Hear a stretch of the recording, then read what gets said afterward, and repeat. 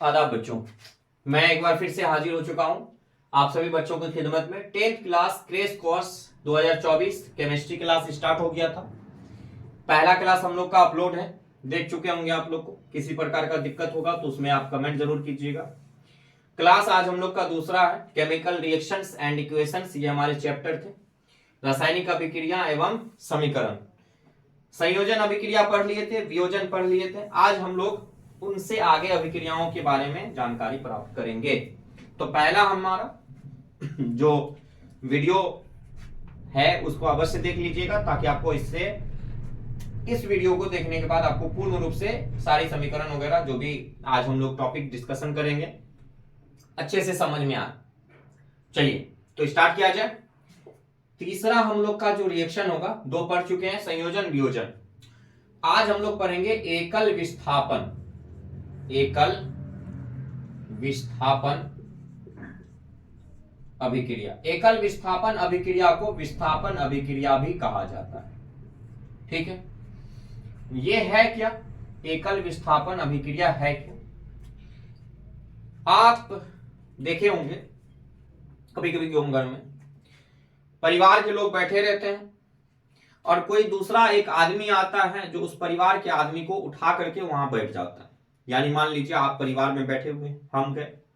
अब हम जब गए तो आप अपने परिवार के एक आदमी को उठाना पड़ेगा आपको। अगर हम गए या कोई बड़े आदमी आ गए तो आप क्या कीजिएगा? उसको बैठने दीजिएगा।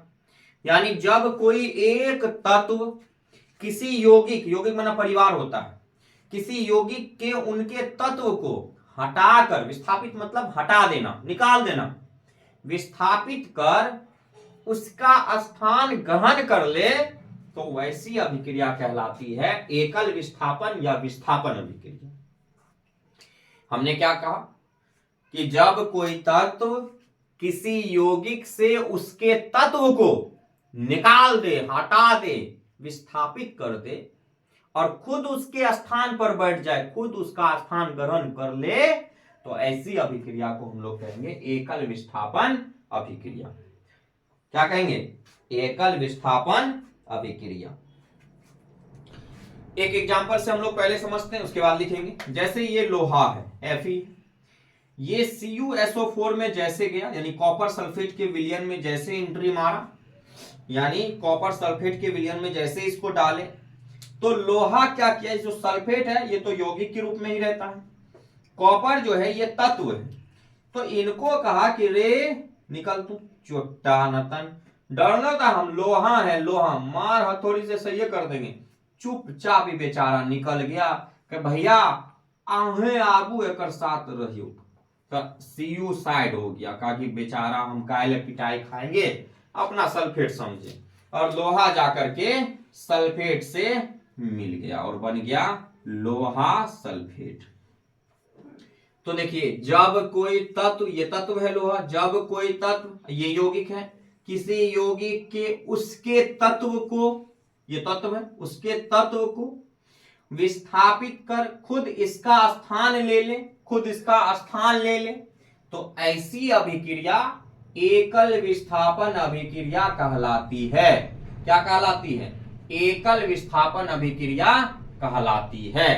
किसी प्रकार का कोई दिक्कत नहीं होना चाहिए। चलिए इसको मिटा करके फिर से लिख देता हूं, देखिएगा ध्यान से। यहां से लिख दो। जब कोई तत्व, जब कोई तत्व किसी यौगिक से, जब कोई तत्व किसी यौगिक से उसके तत्व को, उसके तत्व को विस्थापित कर, विस्थापित कर, विस्थापित कर खुद उसका स्थान ले लेता है, तो ऐसी अभिक्रिया, ऐसी अभिक्रिया एकल विस्थापन अभिक्रिया या विस्थापन अभिक्रिया कहलाती है। एकल विस्थापन अभिक्रिया कहलाती है। शॉर्ट में लिख रहा हूं, जल्दी जल्दी, क्रैश कोर्स है ना, कहलाती है। जैसे हम एग्जांपल इससे पहले आपको समझाएं, Fe है, ये लोहा है, ये सॉलिड अवस्था में रहता है यानी ठोस है। CuSO4 जो है ये जलीय घोल में है, एक्यू में मैं समझाया था। इनमें जब अभिक्रिया कराएंगे तो लोहा क्या किया, कॉपर को, रे नुनू मैं लियो रे, हम आए हैं, कौन आया है, लोहा आया है, कॉपर, बाप रे बाप, लोहा आ गया, भाग भाग भाग भाग, कॉपर सॉलिड अवस्था में बाहर। यहां कौन बचा, SO4, ये लोहा SO4 के साथ संपर्क कर लिया और बन गया लोहा सल्फेट। ये भी एक्यू में रहेगा और ये जो कॉपर बाहर निकला ये सॉलिड अवस्था। तो नाम भी मैं लिख दे रहा हूं, चलिए नाम अच्छे से लिख दे रहा हूं। इसका नाम है लोहा, इसका नाम है कॉपर, ये कॉपर हो गया, ये सल्फेट, तो कॉपर सल्फेट। SO4 कहीं भी दिख जाए तो सल्फेट है, मैं शायद पिछले वीडियो में बताया था, नहीं बताया हूं तो SO4 कहीं भी दिख जाए तो ये सल्फेट है, क्या है, सल्फेट है, कॉपर सल्फेट। यहां हो जाएगा लोहा सल्फेट, लोहा जुट गया, लोहा सल्फेट, और ये हो जाएगा आपका कॉपर, क्या हो जाएगा, कॉपर। अब अगला जो हम लोग का है वो है दूसरा, हम लोग पढ़ेंगे, 3 नंबर हो गया, 4 नंबर, ये है द्विविस्थापन अभिक्रिया। द्विविस्थापन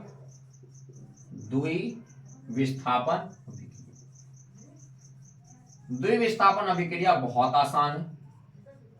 यह कहता है कि 2 यौगिक होना चाहिए और दोनों यौगिक का जो आयन होता है, आयन का मतलब समझिए, जैसे यहाँ पे कॉपर सल्फेट जो है ये आयन के रूप में ऐसे है, प्लस में कॉपर और SO4 प्लस में, ये प्लस में है तो प्लस वाले माइनस वाले को अटैक करेगा, तो FeSO4 के साथ, ऐसे भी समझ सकते हैं। और कॉपर क्या हो गया, बाहर, तो ये प्लस माइनस जो है ये plus minus, plus minus, plus को कहा जाता है धनात्मक और माइनस को कहा जाता है ऋणात्मक। पॉजिटिव धनात्मक आयन, ऋणात्मक आयन, पॉजिटिव आयन, ऋणात्मक आयन को नेगेटिव आयन। तो कहता है जब दो यौगिक अपने अपने आयनों की अदला बदली करके 2 नए यौगिक बनाते हैं तो ऐसी अभिक्रिया द्विविस्थापन अभिक्रिया कहलाती है। फिर से सुन लीजिए, जब 2 यौगिक अपने अपने आयनों की अदला बदली करके 2 नए यौगिकों का निर्माण करती है तो ऐसी अभिक्रिया क्या कहलाती है, द्विविस्थापन अभिक्रिया कहलाती है। चलिए द्विविस्थापन अभिक्रिया को देखा जाए, जैसे हमने कहा कि जब 2 यौगिक अपने अपने आयनों की अदला बदली करके, 2 यौगिक होना चाहिए और अपने अपने आयनों की क्या करें, अदला बदली करें और 2 नए यौगिक का निर्माण करें तो ऐसी अभिक्रिया कहलाती है द्विविस्थापन अभिक्रिया। ध्यान दीजिए, ये पहला हमेशा ज्यादातर यानी लगभग 90% आप केमिस्ट्री में देखिएगा जो लिखा रहता है सूत्र, रासायनिक सूत्र, तो पहला जो एलिमेंट होता है तत्व वो प्लस में, दूसरा माइनस में, पहला प्लस में, दूसरा माइनस में। तो कहता है जब आप 2 यौगिक अपने अपने आयनों की अदला बदली, तो H किसके साथ बदली होगा, तो कहिएगा सर OH के साथ, तो OH और H, देखिए H एक, यहां एक, तो 2, तो ये हो गया H2O, तो हो गया जल। फिर सर Cl Na के साथ, तो पहले प्लस वाले को लिखते हैं, याद रखिएगा NaCl, क्या हो गया, NaCl। मुझे नहीं लगता कि आपको समझने में किसी प्रकार का दिक्कत। तो जब 2 यौगिक अपने अपने आयनों की अदला बदली, प्लस वाले इस माइनस वाले को ले लिया, आई माइनस वाले प्लस वाले को ले लिया और अदला बदली करके 2 नए यौगिक का निर्माण किया, तो ये जो अभिक्रिया है यही कहलाता है द्विविस्थापन अभिक्रिया। क्या कहलाता है, द्विविस्थापन अभिक्रिया। क्या कहलाता है, द्विविस्थापन अभिक्रिया। किसी प्रकार का कोई दिक्कत नहीं। तो मैं लिखूं, चलिए मैं लिखता हूं,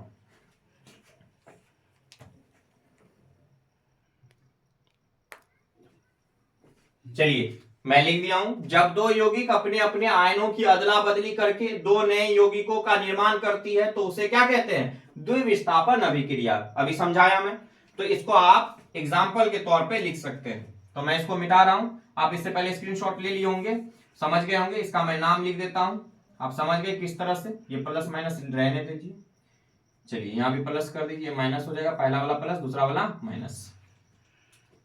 इसका नाम है हाइड्रोजन क्लोराइड। Hydrogen chloride. एक और नाम होता है हाइड्रोक्लोरिक अम्ल, वो भी लिख सकते हैं आप, हाइड्रोजन क्लोराइड। इसका नाम है सोडियम। OH को हाइड्रोक्साइड कहते हैं, कहीं भी दिख जाए OH कहिएगा हाइड्रोक्साइड, तो नाम क्या हो जाएगा, सोडियम।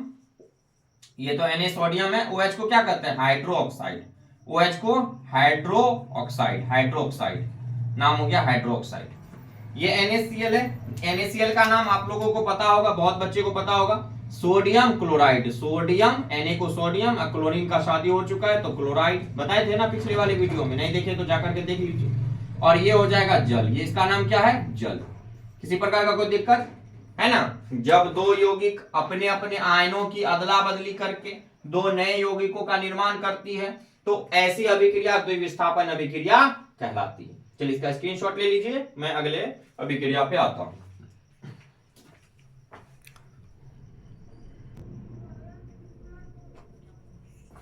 चलिए अब हम लोग पढ़ते हैं चौथा हो गया, पांचवा पढ़ते हैं, अवक्षेपण अभिक्रिया। अवक्षेपण अभिक्रिया। अवक्षेपण अभिक्रिया किसको कहते हैं तो पहले समझते हैं, फिर इसके बारे में हम लोग नोट डाउन करेंगे। अवक्षेपण अभिक्रिया का मतलब होता है कि नीचे पेंदी में बैठ जाना, यानी जब कोई अभिक्रिया के दौरान नीचे पेंदी में बैठ जाता है या अवक्षेप का निर्माण करता है तो ऐसी अभिक्रिया को हम लोग अवक्षेपण अभिक्रिया कहते हैं। जैसे देख लीजिए, हम पानी लिए, मान लेते हैं पानी लिए और ये हमारा जल है, ये एक बीकर है और इसमें हम लोग जल को भर लिए, ये बीकर है, इसमें क्या भरे हम लोग, H2O भर लिए। अब इसमें हम लोग कुछ मिट्टी मिलाते हैं, चलिए मिट्टी मिला दिए, मिट्टी मिला दी। जैसे इसको मिलाएंगे तो ये पूर्ण रूप से मिल जाएगा। यहां पे एक दीवार है, ये दीवार है, ये दीवार है, एक दीवार है, इसकी पुताई करनी है हमको, तो इसमें से हम लोग लिए और पुताई करना स्टार्ट कर दिए, ये मिट्टी से पुताई कर रहे। लेकिन जब तक में इस मिट्टी से इस दीवार को पुताई करेंगे तब तक में क्या होगा, बुआ देखना, ये जो मिट्टी है नीचे पेंदी में जाकर के बैठ जाएगा, इस तरह से, इस तरह से बैठ जाएगा।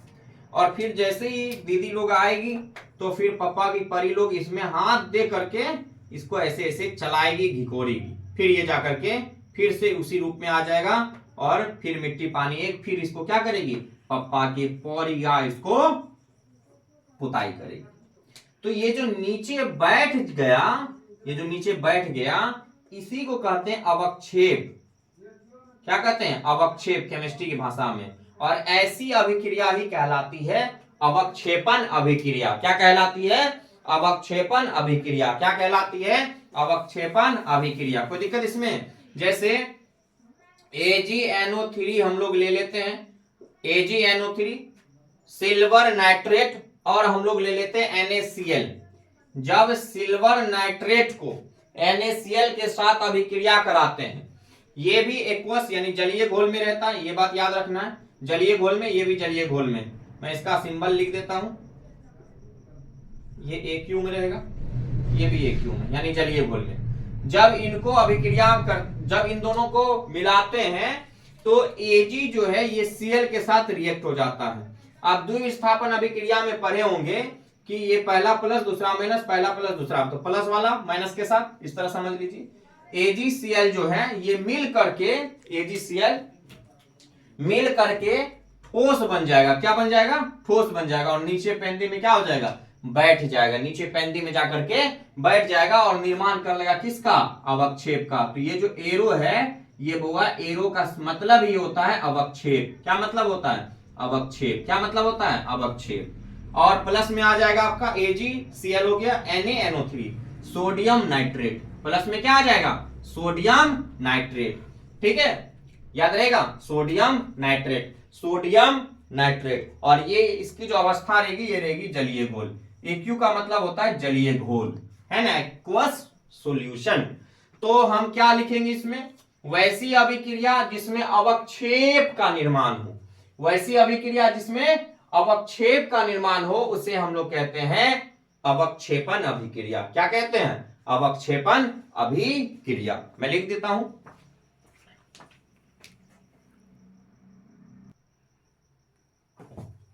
चलिए मैं लिख दिया हूं, वैसी रासायनिक अभिक्रिया, इसको अभिक्रिया पढ़ लेंगे, आप पूरा लिखिएगा, जिसमें अवक्षेप का निर्माण हो। तो आपको यहाँ पे देखने को मिलेगा कि AgNO3 जो है, AgNO3 यहाँ पे लिख देता हूं फिर मैं, AgNO3 ये है एक्वस सॉल्यूशन में, जलीय घोल में, प्लस NaCl है आपका बगल में, और ये भी एक्वस सॉल्यूशन यानी जलीय घोल में है। जैसे ही हम इन दोनों को मिलाते हैं तो Ag जो है Cl के साथ अभिक्रिया कर लेता है और बन जाता है AgCl, यानी इसका नाम क्या है, Ag का नाम है आपका चांदी या फिर सिल्वर, तो सिल्वर क्लोराइड, और ये हो जाता है सॉलिड अवस्था में, किस अवस्था में, और ये नीचे पेंदी में क्या हो जाता है, बैठ जाता है, इसी का नाम है अवक्षेप। और NaNO3 आपस में अभिक्रिया करके बन जाता है NaNO3 सोडियम नाइट्रेट, और ये रहता है AQ अवस्था में, किस अवस्था में, AQ यानी जलीय घोल में। इसका नाम क्या है बच्चों, इसका नाम है सिल्वर, लिखना है, नाम अवश्य याद रखिए, सिल्वर नाइट्रेट, नाम नहीं याद रहेगा तो फिर दिक्कत हो जाएगा, नाइट्रेट। इसका नाम पता ही आपको सोडियम क्लोराइड, बार बार बता रहा हूं मैं, सोडियम क्लोराइड। देखिए ट्रिक वगैरह पे नहीं जाना है, इसलिए ट्रिक पे नहीं जाना है, ट्रिक साथ नहीं देता है जीवन भर। अक्सर ट्रिक वाले व्यक्ति, ट्रिक वाले स्टूडेंट अक्सर मात खा जाते हैं, क्योंकि क्वेश्चन गहराई देख आजकल गहराई से आता है। तो ट्रिक पे मत जाइए कि सर ट्रिक वाले याद करा दीजिए गाने पे, ये पे, ऐसे नहीं पढ़ा जाता है। पढ़ने का आपका कॉन्सेप्ट होना चाहिए, कितना आप याद कीजिएगा ट्रिक पे, कहीं ट्रिक काम नहीं किया था तो कॉन्सेप्ट हमेशा आपका काम करेगा, इसलिए कॉन्सेप्ट सीखिए, ट्रिक उतना नहीं देखना। हाँ जहां पे जरूरी होगा, लगेगा कि ये हमेशा हम लोगों को काम आएगा तो देखेंगे हम लोग, लेकिन फिलहाल मेरा नम्र निवेदन है कि गाना होना फोकस में, इससे क्या होगा, आपका ध्यान भटकेगा, गाना पे जाएगा, फिर उसे गाना से याद कहां हो रहा हमको, फिर तो उसको सूत्र याद ही करना होगा ना आपको। AgNO3 थोड़े कोनो गाना में कर दिया AgNO3, ऐसा नाम कहीं गाना में है, ऐसा नहीं। इसके लिए आपको AgNO3 सिल्वर नाइट्रेट का याद ही करना पड़ेगा। आपको मैं नम्र निवेदन करता हूं कि आप गाना पे हो या फिर कुछ भी हो, इस तरह का ट्रिक पे याद नहीं करें, आपका भविष्य अंधकार में हो जाएगा। आप तरीके से याद कीजिए तो अच्छा लगेगा। अब गाना मतलब सुनिएगा, अब भोजपुरी गाना पे हम देखें एक जगह, तो ऐसे मतलब बहुत सारे विचार माइंड में थॉट गलत पैदा हो जाते हैं। भोजपुरी गाना तो देखते ही अश्लील तरीके से गाया जाता है, तो भोजपुरी गाना सुनना ही छोड़ दीजिए। हिंदी भी गाना जो अच्छा है उसको सुनिए मनोरंजन के तौर पे, नहीं तो आप पढ़ाई कीजिए, ठीक है, पढ़ाई कीजिए। जब लाइफ में जॉब मिल जाएगी, जब जॉब मिल जाएगी तो आपका लाइफ ही मनोरंजन हो जाएगा, इसलिए पढ़ाई कीजिए। ये सब इधर उधर की बातें नहीं करना है, ना ही सोचना है, फालतू चीज है। ये हो गया सिल्वर, ये हुआ क्लोरीन, तो शादी हो चुका है तो सिल्वर क्लोराइड हो गया, आपको बताए थे, तो सिल्वर क्लोराइड। चलिए ये हो गया सोडियम। अब मैं आपको यहां पे कॉन्सेप्ट दे देता हूं जो कभी आपको नुकसान नहीं पहुंचाएगा। मैंने कहा था OH कहीं भी दिखे हाइड्रोक्साइड कहेंगे, OH कहीं भी दिखे हाइड्रोक्साइड कहेंगे, CO3 कहीं भी दिखे कार्बोनेट कहेंगे, CO3 कहीं भी दिखे कार्बोनेट कहेंगे। और देख लेते हैं सर, और देख लीजिए, जैसे NO3 कहीं भी दिखे नाइट्रेट कहेंगे, तो यहां पे सोडियम के साथ दिख गया तो सोडियम नाइट्रेट, क्या हो गया, सोडियम नाइट्रेट। देखिए आसान है ये सब, ज्यादा मुश्किल नहीं याद करना। आप एक केमिस्ट्री की भाषा आती है, रसायन की भाषा, वो आप खरीद लीजिए 80-85, जो भी जिस भी राइटर का खरीदना, उसमें सारे नाम दिए गए। आप रोजाना 5-10 याद कर लीजिए, याद हो जाएगा आपको। 100-150 याद हो गया ना, काफी है, इसी में आपको दिमाग लगते रहेगा का ये सब ऐसे ही याद हो जाएगा। आपको रोजाना पढ़िए ना आप, आपको ऐसे ही याद हो जाएगा। गाना कैसे याद कर लेते हैं आप, उसी तरह से आप रोजाना पढ़िए। तो OH को हम क्या बोले, इसका नाम है हाइड्रोक्साइड, ध्यान दीजिए, थोड़ा सा हम सिखाने का प्रयास करेंगे। हाइड्रोक्साइड तो किसी के साथ भी जुड़ जाए sir, NaOH sodium hydroxide, sir KOH, बिल्कुल एक से KOH sir potassium hydroxide, sir और कुछ, हाँ बिल्कुल देख लीजिए MgOH whole twice magnesium hydroxide, ये सब भी बहुत सारे नाम आ जाएंगे। CO3 जैसे zinc carbonate ZnCO3, sodium carbonate NaCO3, इस तरह से बहुत सारे आ जाएंगे, नहीं आ जाएंगे। उसके बाद NO3 जैसे सोडियम से लगा हुआ है NaNO3 सोडियम नाइट्रेट, यहां पे सिल्वर के साथ लग गया, सिल्वर के साथ AgNO3 सिल्वर नाइट्रेट, इस तरह से याद कीजिए ना, अपने आप याद हो जाएगा। कार्बन डाइऑक्साइड वगैरह बहुत सारे ऐसे केमिकल नेम है जो आपको ऐसे ही याद हो जाएंगे। तो ये बहुत ज्यादा आते रहते हैं, इसलिए इसको ऐसे ही याद कर लीजिएगा, ठीक है। चलिए अब नेक्स्ट अभिक्रिया की तरफ हम लोग चलते हैं और देखते हैं नेक्स्ट अभिक्रिया क्या है। देखिए पहले इसका स्क्रीनशॉट ले लीजिए।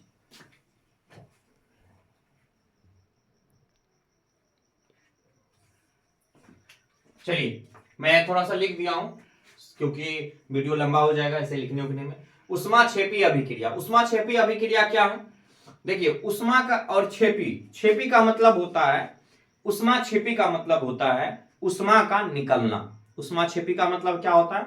उष्मा का निकलना। और एक इसके जस्ट बाद हम लोग पढ़ेंगे उष्माशोषी। उष्माशोषी माने अवशोषण करना, मतलब अपने अंदर ले लेना, यानी वैसी अभिक्रिया जिसमें उष्मा का अवशोषण हो, उष्मा अपने अंदर आ जाए, मतलब अभिक्रिया ठंडा हो जाए। अभिक्रिया के बाद वो जो प्रतिफल मिले या उत्पाद मिले वो कैसा हो जाए? ठंडा। तो वो अभिक्रिया उष्माशोषी। और जब अभिक्रिया हो और उसका जो प्रतिफल है वो गर्म है तो कहेंगे कि उसके साथ तो उष्मा भी तो आ गया ना तब। तो वैसी अभिक्रिया उष्माक्षेपी। उष्माक्षेपी का मतलब उष्मा को बाहर, उष्मा को छाप दिए, उष्माक्षेपी यानी उष्मा को बाहर कर दिए। ये आपका CH4 है, इसका नाम है मेथेन। ये एक प्रकार का गैस है, मेथेन गैस है। गोबर वगैरह का जो भाप निकलता है उसमें भी ये रहता है CH4 गैस, मेथेन। ये ऑक्सीजन, ये नहीं लिखूंगा। ये कार्बन डाइऑक्साइड, ये है जल और ये है ऊर्जा। यानी जब मेथेन को आप ऑक्सीजन के साथ अभिक्रिया कराइएगा तो आपको प्राप्त होगा कार्बन डाइऑक्साइड, जल, और इसके साथ साथ आपको ऊर्जा का भी निर्माण होगा, यानी ऊर्जा की भी प्राप्ति होगी। तो मैं अब लिखूंगा उष्माक्षेपी अभिक्रिया किसे कहते हैं? तो वैसी अभिक्रिया जिसमें उत्पाद के साथ साथ ऊर्जा का भी निर्माण हो या उत्पाद के साथ साथ ऊर्जा भी आए, उसे क्या कहेंगे? उष्माक्षेपी। तो मैं लिखता हूं,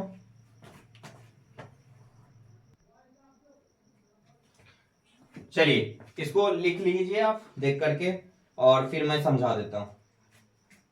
चलिए वैसी अभिक्रिया जिसमें उत्पाद के साथ साथ उष्मा का भी निर्माण हो उसे उष्माक्षेपी अभिक्रिया कहते हैं। किसी प्रकार का कोई दिक्कत नहीं होगा। मेथेन ऑक्सीजन से अभिक्रिया करके कार्बन डाइऑक्साइड, जल और ऊर्जा बनाया। अगर इस रिएक्शन को हम कंप्लीट करना चाहें तो आप देखिए इसमें कैसे कंप्लीट किया जाए। ऑक्सीजन 2 और यहाँ 2, यहाँ भी 2 है, यहाँ 2, 1, 3 हो गया।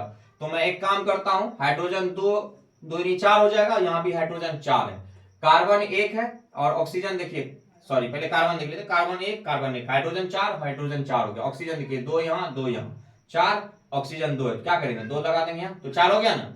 चलिए हो गया रिएक्शन कंप्लीट, किसी प्रकार का कोई दिक्कत नहीं। अब हम लोग पढ़ेंगे उष्माशोषी अभिक्रिया, इसका स्क्रीनशॉट लीजिए। चलिए अब देखिए उष्माशोषी अभिक्रिया, वीडियो लंबा ना हो इसलिए मैं रिएक्शन वगैरह भी लिख दिया हूं, समझा तो दिया हूं। उष्माशोषी अभिक्रिया का मतलब होता है वैसी रासायनिक अभिक्रिया जिसमें उष्मा अवशोषण, मतलब अपने अंदर, तो जब अपने अंदर ले लेंगे तो वो अभिक्रिया ठंडा हो जाएगा। कैसा हो जाएगा? ठंडा पड़ जाएगा। तो वैसी अभिक्रिया जिसमें उष्मा का अवशोषण हो उसे उष्माशोषी अभिक्रिया कहते हैं। बेरियम हाइड्रोक्साइड है, इसकी अभिक्रिया अमोनियम क्लोराइड के साथ किए तो बन गया बेरियम क्लोराइड, अमोनिया और जल। और इसमें उष्मा जो है हमें माइनस दिखाएगा, इसलिए माइनस दिखाएगा बउआ क्योंकि इसमें जो अभिक्रिया हो रही है ये ठंडा हो गया। कैसा ठंडा, कैसा हो गया है? ठंडा हो गया है, यानी उष्मा को क्या किया? ये अवशोषित कर लिया और इसीलिए यहां पे क्या लगा दिए हम? माइनस लगा दिए। तो ये आपके 6 रिएक्शन कंप्लीट। अब एक और वीडियो आएंगे जिसमें आपका ये चैप्टर पूर्ण रूप से कंप्लीट हो जाएगा। अच्छा कुछ बच्चे को दिमाग में ही आ रहा होगा सर छुटकारे को दीजिए ना अभिक्रिया, चलिए एक छोटा अभिक्रिया दे देते हैं, इसका स्क्रीनशॉट ले लीजिए। देखिए ये सिल्वर ब्रोमाइड है, सनलाइट की उपस्थिति में, सनलाइट की उपस्थिति में, यहां मैं लिख देता हूं, सनलाइट की उपस्थिति में ये अपने आप को तोड़ लेगी और बन जाएगी सिल्वर और ब्रोमाइड। और इसमें भी क्या होता है? ये उष्माशोषी अभिक्रिया का उदाहरण है, यानी उष्मा का अवशोषण इसमें भी होता है। तो माइनस उष्मा आप लिख सकते हैं, माइनस उष्मा आप लिख सकते हैं। तो ये छोटा अभिक्रिया है, इसको भी याद रखिएगा। तो मेरा ऐसा मानना है कि आपको पूर्ण रूप से समझ में आ गया होगा। अगर समझ में जो भी आपका 5 नंबर या 6 नंबर, यानी उष्मा क्षेपी, उष्मा शोषी या द्विविस्थापन या विस्थापन जो भी हो, वो अगर नहीं आया हो तो आप कमेंट्स बॉक्स में जरूर कमेंट कर सकते हैं, और मैं कमेंट्स पढ़ता रहता हूं, आपके कमेंट्स पढ़ करके मैं उसका जवाब दूंगा। ठीक है, एक बार बढ़िया से इसको वीडियो को देख लीजिएगा और शेयर अवश्य कीजिए। ठीक है, तब तक के लिए धन्यवाद।